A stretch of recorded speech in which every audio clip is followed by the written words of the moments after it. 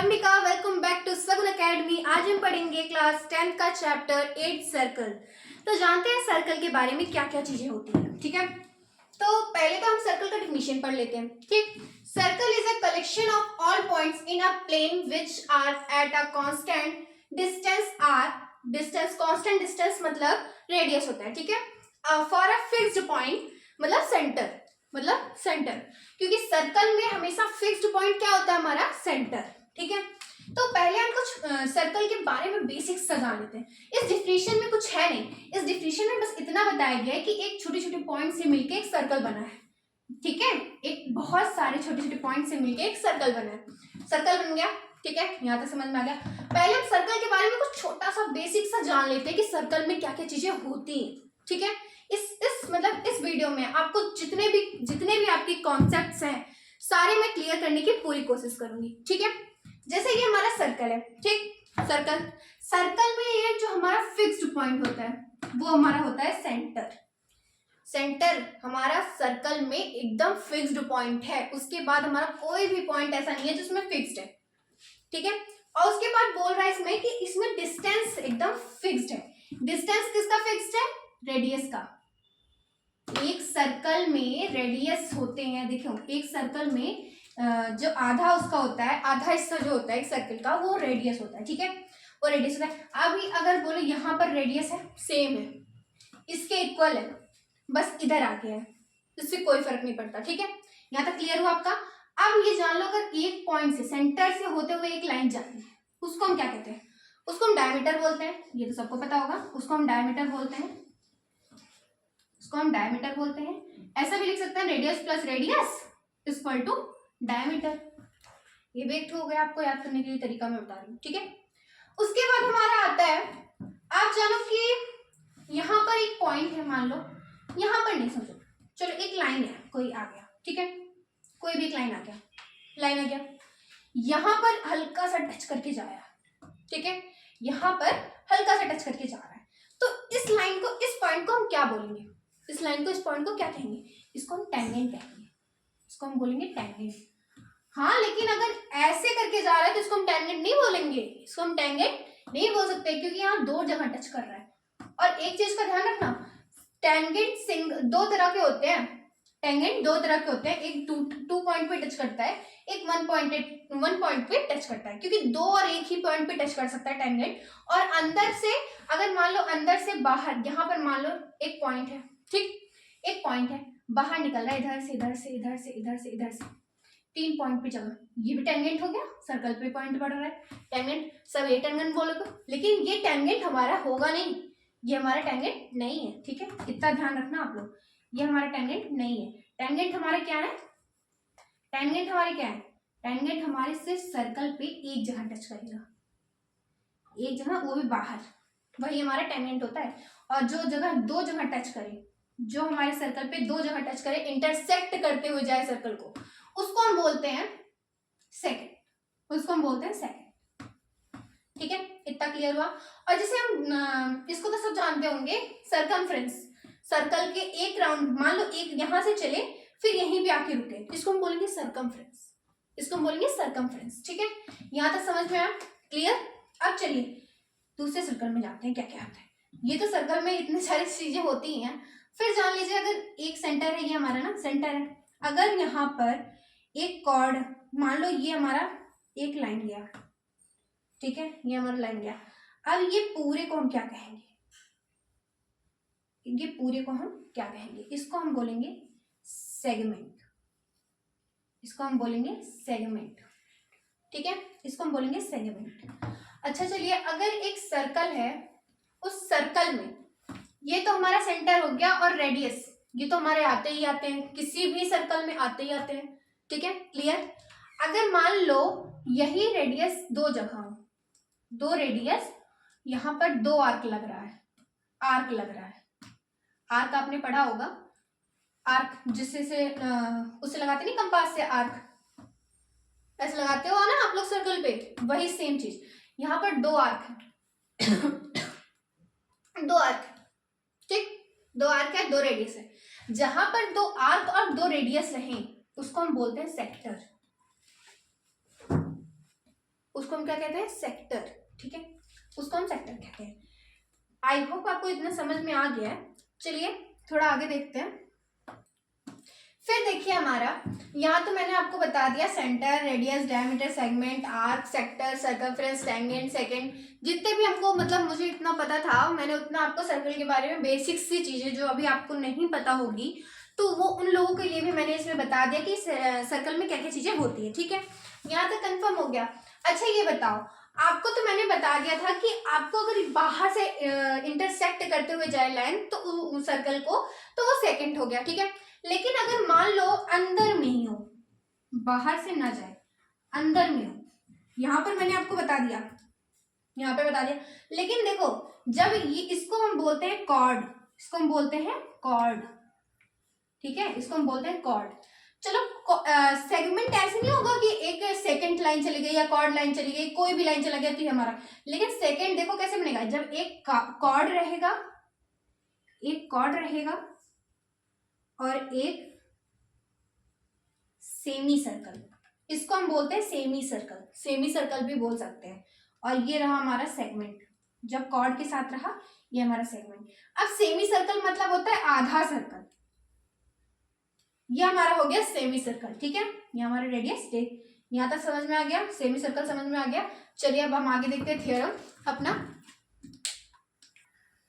तो हम देखते हैं थ्योरम फर्स्ट। देखो इस चैप्टर में बहुत थ्योरम है बट आपको 2 ही थ्योरम याद रखने हैं, 2 थ्योरम इसमें मेन है। ठीक है, पहला थ्योरम है हमारा the tangent at any points of a circle is perpendicular to the radius through the point of a contact. ठीक है, पहले देखो सर्कल बना लिए, पहले थ्योरम पढ़ के स्टेटमेंट, ये हमारा थ्योरम भी बोलते हैं स्टेटमेंट भी बोलते हैं, आपको 2 चीज जरूर याद रखनी है, पहला थ्योरम या स्टेटमेंट और दूसरा हमारा रिजल्ट। देखो थ्योरम में आप सॉल्व करना जानते हो ना जानते हो वो आपकी मर्जी, लेकिन आपको 2 चीज तो जरूर मेनली पता रहनी चाहिए, पहला स्टेटमेंट याद रखना चाहिए और दूसरा स्टेटमेंट से आप पता कर पाओगे, स्टेटमेंट फिगर से आप रिजल्ट को अच्छी तरीके से पता कर पाओगे कि स्टेटमेंट में पूछ क्या रहा है, इसकी जगह हम कौन सा रिजल्ट रखेंगे, इसकी जगह हम कौन सा थ्योरम रख सकते हैं, इसमें आपको हेल्प मिलेगी। ठीक है, तो पहला जानते हैं थ्योरम फर्स्ट। थ्योरम फर्स्ट में हम इसमें बोला है the tangent at any point circle, circle के किसी भी हिस्से पे किसी भी पॉइंट पे हमारा एक टेंजेंट ड्रॉ हो गया। ठीक है, टेंजेंट ड्रॉ हो गया, टेंजेंट का नाम रख लिया एक्स वाई और जहां पे टच हो वहां पी हो गया। ठीक है, सेंटर हमारा था ही रेडियस से, उसमें बोला है the radius through the point of contact. देखो जहां पर हमारा मतलब कि हमारा ये टेंजेंट खींचा गया, उस टेंजेंट से जहां हमारा पॉइंट बना वहां पर हमको सेंटर ऑफ मतलब कि सेंटर से, सर्कल के सेंटर से रेडियस को कांटेक्ट करना है, मतलब मीट करना है, मिलाना है। यहाँ तक काम हो गया। ठीक है, चलिए अब इस थ्योरम में हम जानते हैं कि क्या मतलब कि इसमें हमको थ्योरम में रिजल्ट क्या है, ये पूछा क्या है। देखो पहले हम इसमें ऐसा कर सकते हैं, इसमें हमें साफ बताना है कि ओपी परपेंडिकुलर एक्स वाई है कि नहीं है। ठीक है, इस थ्योरम में यही है और कुछ नहीं है कि ओपी परपेंडिकुलर एक्स वाई, मतलब कि इसी को प्रूव करना है कि इस ये जो टेंजेंट हमारा लाइन है उसी पर ये ओपी स्टैंड है कि नहीं, बस इतना समझ लो आप। ठीक है, पहले तो हम ये जान लीजिए एक ठू, अगर हमको इसको प्रूव करना है तो हमको ट्रायंगल बनना चाहिए, ट्रायंगल बनाना चाहिए। चलो ठीक है, पहले ये देखो रेडियस मैंने क्या बोला था, रेडियस सेम होती है, किसी भी सर्कल की रेडियस हमेशा सेम होती है, मैंने बताया था, चाहे इधर बनाओ चाहे उधर बनाओ चाहे जहां बनाओ, रेडियस हमेशा सेम होती है, इक्वल होती है। तो इसको यहां तक कि इस इतने सर्कल में हमारी रेडियस भी तो आ गई, तो इसको हम रख लेते हैं, अपना नाम रख लेते हैं, इसका हम एन, सॉरी एन रख लिए। ठीक है, अब यहां पे जो बनेगा, यहां पे जो बनेगा, ठीक है, यहाँ पे अब यहाँ पर कॉन्स्ट्रक्ट हो गया, हमारा कॉन्स्ट्रक्ट हो गया, इसको हम बनाए अपनी तरफ से बनाए और यहाँ तो हमारा रेडियस था। ठीक है, ठीक है, यहाँ तक समझ में आ गया।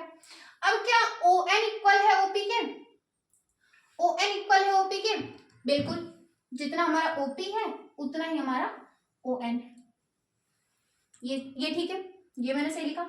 अच्छा ये बताओ क्या ओपी से ओ क्यू बड़ा है कि नहीं, बड़ा है, तो हम लिख दिए OP greater than O Q, एक स्टेटमेंट लिख दिया। चलो अब बताओ आप ओपी से एक्स वाई बड़ा है कि नहीं बड़ा है, ओपी से नहीं, छोड़ो ओपी छोड़ो, एक्स, क्योंकि ओपी से एक्स वाई, एक बार ओपी से हो गया, तो एक्स वाई से ओ क्यू बड़ा है कि नहीं बड़ा है, एक्स वाई से ओ क्यू बड़ा है कि नहीं बड़ा है, तो X Y greater than O Q, ये मान लिए, लेकिन एक्स वाई तो बड़ा होगा ना। ठीक है, तो चलो यहाँ पर, सॉरी यहाँ पर ओ एन लिखना था, यहाँ पर ओ एन और यहाँ पर ओ पी। ठीक, देखो ओ एन ओ क्यू से, ओ एन छोटा है ओ क्यू से, ओ क्यू से ओ एन छोटा है। ठीक, ओ क्यू से ओ पी छोटा है, ध्यान देना मैंने यहाँ लिखा है। ठीक है, यहाँ पे एक्स वाई बाद में करेंगे, तो ओ क्यू से हमारा ये छोटा है, तो इतना पता चल गया कि हमारा ओ एन और ओ पी, ओ एन और ओ पी ओ क्यू से हमारे छोटे हैं। ठीक है, छोटा है, तो क्या हमारा एक्स वाई ओ पी से छोटा है कि बड़ा? जब ये दोनों छोटे हैं, ये दोनों जब छोटे हैं, और यहाँ पर देख रहे हो 90 डिग्री बन रही है, ध्यान दिया आपने, 90 डिग्री बन रही है, तो जब ये ओपी, ओ एन और ओपी छोटा है ओ क्यू से, तो एक्स वाई परपेंडिकुलर ओपी नहीं होगा, एक्स वाई ओपी नहीं होगा, OP is the shortest side ना। ये सारे के सारे जो है, जितने भी हमारे यहाँ पे पॉइंट बन रहा है, OP is a shortest side ना, OP is a shortest side, shortest side. ठीक है, OP is a shortest side, तो क्या एक्स वाई पर ओपी परपेंडिकुलर नहीं हो सकता? क्योंकि OP is a shortest side बोला गया है इसमें, OP is a shortest side, और फिगर में दिख रहा है कि एक्स वाई पर भी ये, और इसमें भी बोला है कि एनी पॉइंट, एनी जगह, क्योंकि यहाँ पर बोल गया एनी, एनी की वजह से हमको इसमें प्रॉब्लम हो रही थी। ठीक है, लेकिन एनी की जगह पे हम चाहे जहां रख सकते हैं ना, वो तो हमारी मर्जी है। तो यहाँ पर क्या हम ओपी परपेंडिकुलर एक्स वाई नहीं लिख सकते? ओपी परपेंडिकुलर एक्स वाई नहीं लिख सकते? बिल्कुल लिख सकते हैं, बिल्कुल बिल्कुल लिख सकते हैं। दो चीज मैंने प्रूफ कर दिया ना, कि ओ एन ओ क्यू से छोटा है, ओपी ओ क्यू से छोटा है, तो सीधी सी बात है एक्स वाई के परपेंडिकुलर ओपी होगी, सीधी सी बात है। ठीक है, तो ये हमारा रिजल्ट हो गया, रिजल्ट हो गया। अगर रिजल्ट और स्टेटमेंट आपको लिखना हो तो लिख लीजिए, लिख लीजिए, लिख लिया, लिख लिया, मैं रेस करूं। आपको पता है इसमें 3 केस होते हैं, इसमें 3 केस होते हैं। पहला, उसको मैंने आपको पहले बताया, बट यहाँ पर आपको मैं बता दे रही हूँ, इसमें 3 केस होते हैं, 3 केस होते हैं। पहले सर्कल में देखो, ये पहला सर्कल है हमारा, ठीक है, इसके बीच में यहाँ पे तो आपको सबको पता है सेंटर है, ठीक है, लेकिन अगर यहाँ पर हमारा पॉइंट पी पड़ रहा है सर्कल के अंदर, 1 2 3 1 2 3, तो क्या ये हमारे टेंजेंट है? मैंने आपको पहले भी बताया, ये हमारे टेंजेंट नहीं है, ये हमारे टेंजेंट नहीं है। लेकिन इसको देखो, यहाँ पर अंदर के साइड से 1 2 3 4 5 6, ये हमारा टेंजेंट है नहीं, इतना ध्यान रखना। और यहाँ पर दूसरा केस ये बनता है कि यहाँ पर P, यहाँ पर एक पॉइंट से अगर 2 टेंजेंट जा रहे हैं, एक ये और एक ये, ठीक है, एक ये, सॉरी एक ये, ठीक है, एक ये, समझ लीजिए। चलो, अब यहाँ पर एक पॉइंट है, ठीक, एक पॉइंट यहाँ, एक पॉइंट यहाँ, इसको हम T1 लिख दिए, इसको हम T2 लिख दिए, तो ये हमारे टेंजेंट बने कि नहीं बने? बने, क्योंकि यहाँ पर देखो, यहाँ पर भी एक बार टच हो रहा है, यहाँ पर भी एक बार टच हो रहा है, क्योंकि हमारा दूसरा थ्योरम भी कुछ इसी के अकॉर्डिंग है, इसलिए मैं आपको बता दी कि ये हमारा टेंजेंट है, ठीक है, ये हमारा टेंजेंट है। लेकिन ध्यान देना, अगर किसी भी सर्कल में अगर एक पॉइंट से कोई भी लाइन एक पॉइंट से टच होके जा रही है, आउटर साइड से एक पॉइंट टच होके जा रही है, तो वो हमारा टेंजेंट है, चाहे जहां से जा रही है, ठीक है। लेकिन एक पॉइंट से, ध्यान देना, एक पॉइंट, वो भी आउटर साइड, कहीं और टच नहीं होना चाहिए, एक पॉइंट से टच हो रही है तो हमारा टेंजेंट है, तुरंत टेंजेंट मान लेना। और पहला तो आपको ये वाला तो पता ही है कि ये सर्कल हमारा सेंटर, और यहां से लाइन टच होते जा रही है, तो हमारा टेंजेंट तो है ही है, इसको तो कोई काट ही नहीं सकता, ये हमारा टेंजेंट है ही है। इसमें कुछ बच्चे कंफ्यूज हो जाते हैं कि हमारा टेंजेंट है कि नहीं है, बट इसके लिए मैं आपको बता दूं कि ये हमारा टेंजेंट है, क्योंकि यहाँ से भले ही एक पॉइंट से जा रहा है, लेकिन यहाँ पे टच तो 2 पॉइंट पे हो रहा है, टच तो 2 पॉइंट पे हो रहा है कि नहीं हो रहा है? हो रहा है, ठीक है, इसलिए हमारा ये टेंजेंट है। तीनों केस पता चल गए। चलिए अब दूसरा देखते हैं। Theorem number second, theorem number first पढ़ लिया हमने, उसमें हमारा एक स्टेटमेंट और रिजल्ट याद हो गया। वीडियो पॉज करके आप याद करो, 2 बार 3 बार आप उसको बस देखो, पढ़ो, याद करो, समझने की कोशिश करो, आपको याद हो जाएगा। मैं बोल रही हूँ याद हो जाएगा। चलिए देखते हैं थ्योरम सेकंड देखते हैं। थ्योरम सेकंड देखते हैं। The length of tangents drawn from an external point to a circle are equal. ठीक है, पहले स्टेटमेंट पढ़ लिए, स्टेटमेंट पढ़ने के बाद 2 मिनट सोचिए इसके बारे में, इसमें बोला क्या है, पूछा क्या है। पहले ध्यान दीजिए कि मैं आज बताऊंगी आपको क्वेश्चन कैसे सॉल्व करना है, कैसे करना है इसको देखकर। पहले क्वेश्चन देख लिया, देखने के बाद हार्ड में पढ़ने की कोशिश करो, एक एक वर्ड पढ़ो, एक एक वर्ड को समझो कि उसमें लिखा क्या गया है, इसमें बोला क्या गया है सर्कल के बारे में, इसमें किस चीज के बारे में बात की गई है, हर चीज समझो। ठीक है, तो देखो द लेंथ ऑफ टेंजेंट्स, मतलब the length of tangents, 2 tangent है ड्रॉन एंड एक्सटर्नल पॉइंट्स, बाहर एक पॉइंट है, उससे टेंजेंट हमारे इक्वल सर्कल आर इक्वल, जहां पे इक्वल साइज पे, इक्वल पे देख रहे हो, इक्वल यहां से टच होते निकली है, एक ठू यहां से टच होते निकली है, इतना बन गया। ठीक है, ये तो मैंने अंदर कंस्ट्रक्शन किया है। चलो अब कंस्ट्रक्शन करते हैं। ठीक है, पहले तो हमको अगर इसमें प्रूफ करना है कुछ भी, तो हमको सबसे पहले इसको ट्रायंगल बनाना है, और ट्रायंगल बनने के बाद ये राइट एंगल ट्रायंगल बन गया। ठीक है, यहाँ से कंस्ट्रक्ट किया, यहाँ से कंस्ट्रक्शन किए, यहाँ हमारा बन गया 90 डिग्री और यहाँ हमारा बन गया 90 डिग्री, 90 डिग्री बन गया 90 डिग्री बन गया। चलो तो लिख दो angle P Q O equal to angle P R O each 90 degree. एक स्टेटमेंट आ गया, एक हमारे पास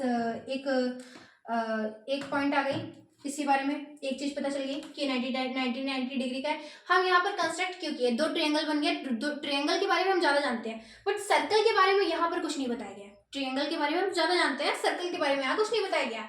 चलो ठीक है, अब इसमें जानो आप कि इन दोनों ट्रायंगल में कॉमन क्या चीज है, इन दोनों ट्रायंगल में कॉमन क्या है हमारा, यही जानिए आप। देखिए 2 ट्रायंगल है हमारे ना, 2 ट्रायंगल है, दोनों राइट एंगल ट्रायंगल है।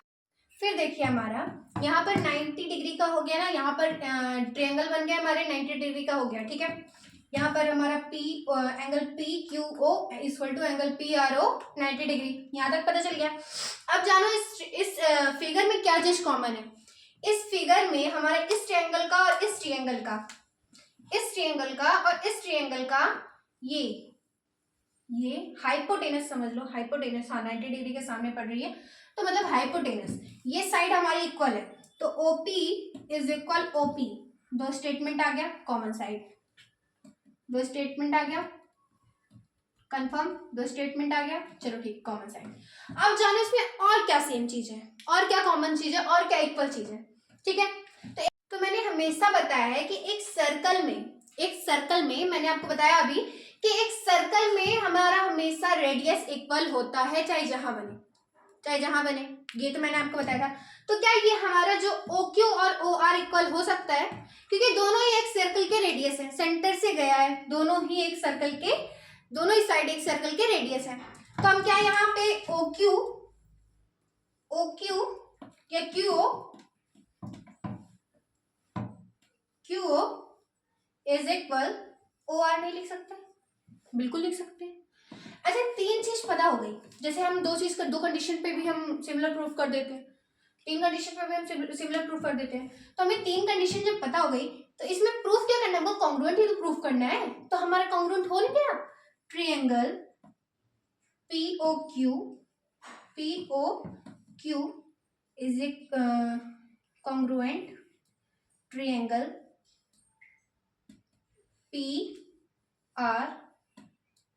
POR लिख दो, POR। ठीक है, तो इससे तो हमें ये पता चल गया ना, इससे तो हमें ये पता चल गया कि PQ is equal to PR। यही तो प्रूव करना था कि ये दोनों साइड हमारी इक्वल है कि नहीं है। हो गई आ गई हमारी स्टेटमेंट, हेंस प्रूव्ड। आगे हमारी रिजल्ट आ गया, हमारा रिजल्ट आ गया। चलिए 2 मिनट अगर आपको लिखना हो तो लिख लीजिए। चलिए तो अभी हम एग्जाम्पल कर लेते हैं 1 2 तो पहला हमारा फर्स्ट एग्जाम्पल है,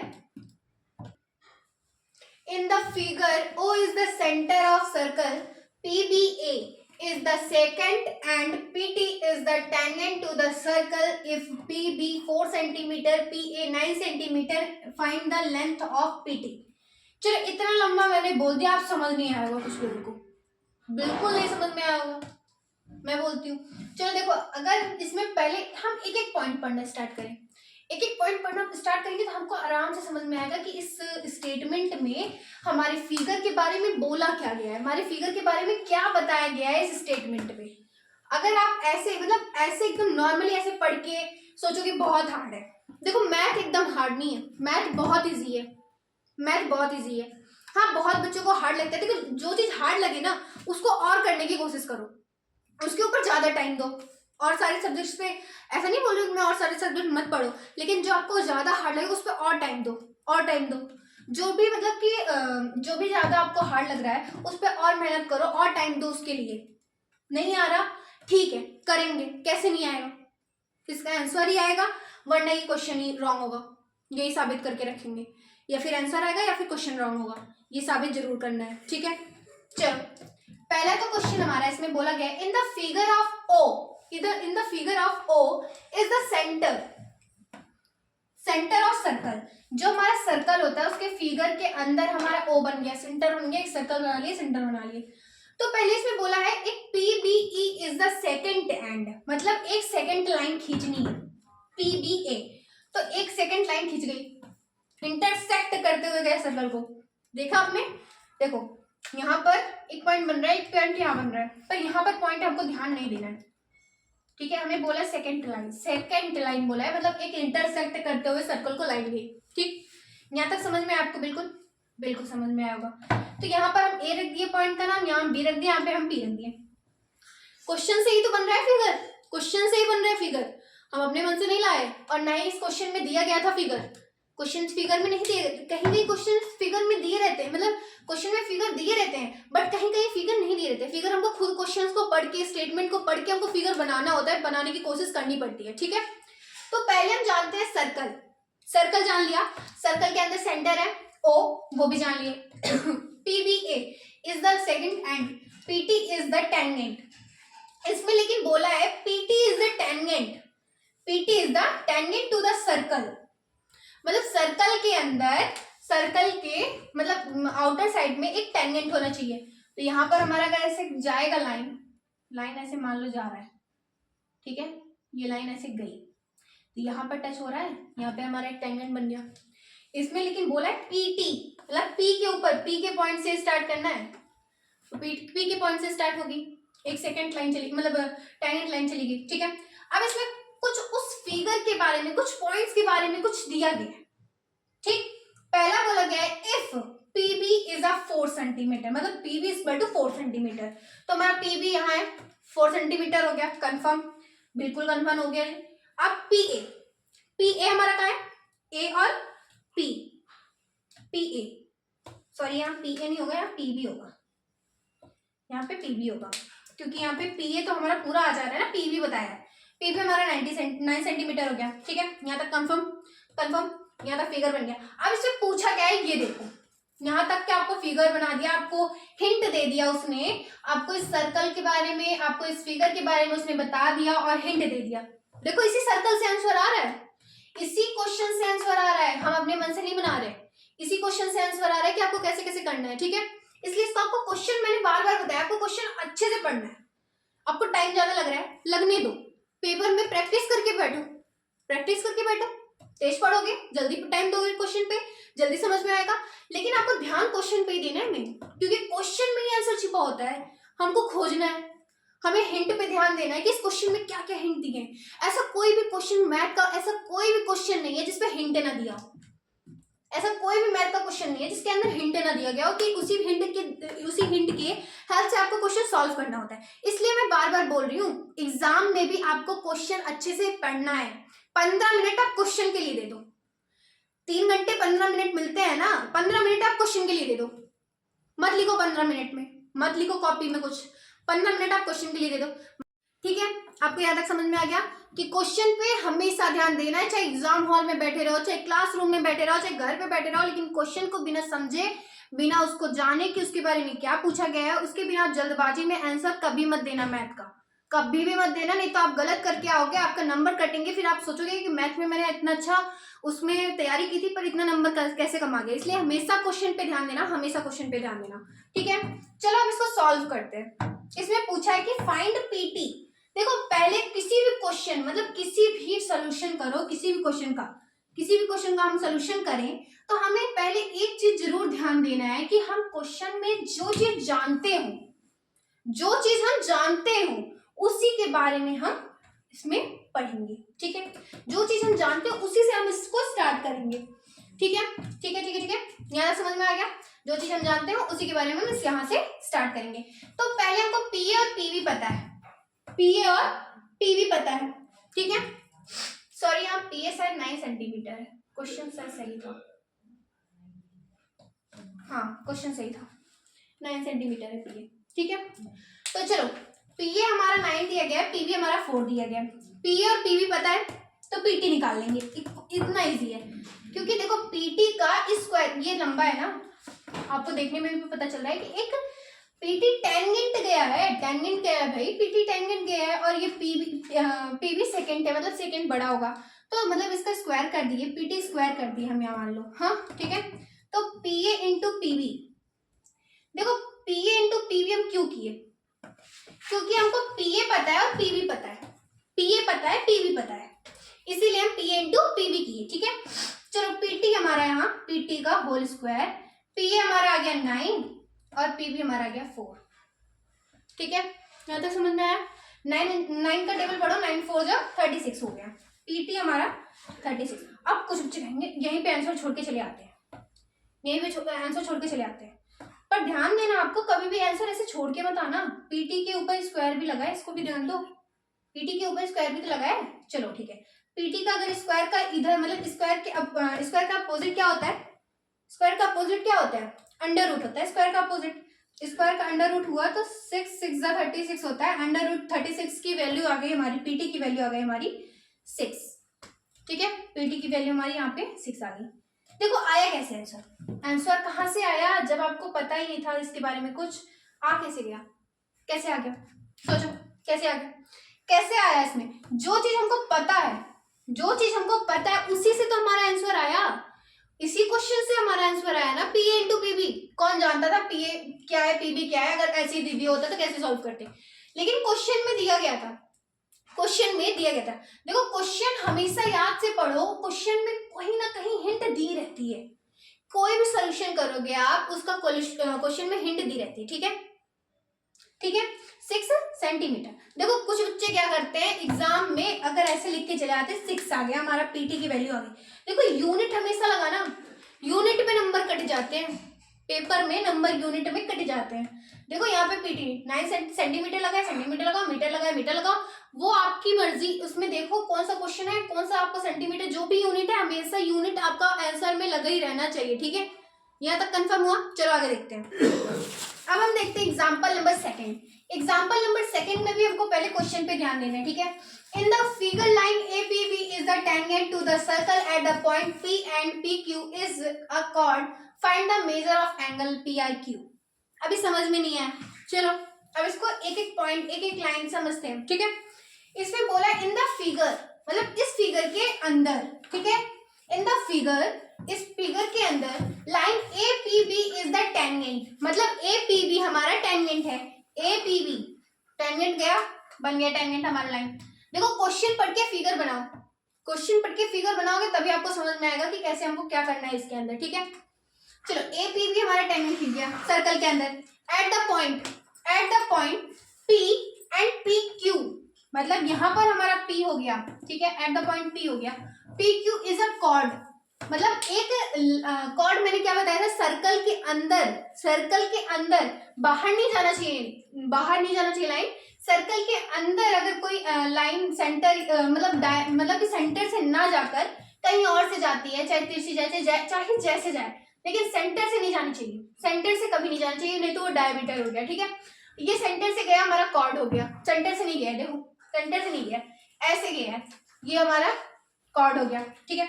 यहाँ तक समझ में आ गया, ये हमारा कॉर्ड हो गया, कॉर्ड खींच दिए P P हमारा पॉइंट था ही एंड PQ हमारा कॉर्ड हो गया। चलो यहाँ तक सही है, यहाँ तक सही है। देखो क्वेश्चन ही पढ़ के मैंने फिगर बनाया, क्वेश्चन ही से फिगर आ गया, क्वेश्चन से ही फिगर आ गया, ठीक है। अब उसके बाद हमारा दिया रहता है, इस क्वेश्चन में हमारे ये भी दिया है कि सर्कल पॉइंट, मतलब कि ये जो हमारा PQB मतलब PQR मान लो या PQB मान लो, इसका हमारा 70 डिग्री दिया गया है, ठीक है। क्वेश्चन में हमारे 70 डिग्री दिया गया है, ठीक है, यहाँ पर दिया गया है।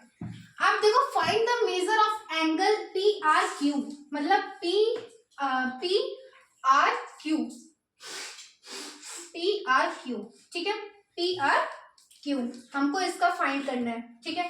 तो पहले इसमें लिख लो एंगल APQ। इसमें फाइंड हमको APQ करना होगा, क्योंकि PQR तो हमारा इसमें फाइंड हुआ ही है, तो यहाँ पर होगा हमारा APQ, ठीक है। या R नहीं होगा, क्वेश्चन रॉन्ग था, तो क्वेश्चन हमारा ये हो गया, APQ हमको निकालना है, ठीक है। APQ हमें निकालना है।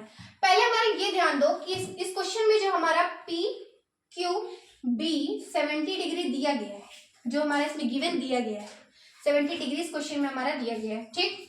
क्वेश्चन में दिया गया, इसमें बोल रहा है कि हमारा इधर का एंगल तो 70 डिग्री बन गया, लेकिन इधर के एंगल जितने हैं, इधर के एंगल कितने हैं, यही पूछा है इसमें। Find the measure angle APQ। इधर के एंगल तो पता चल गया 70 डिग्री है, इधर के एंगल हमारे कितने हैं, यही हमको पता करना है।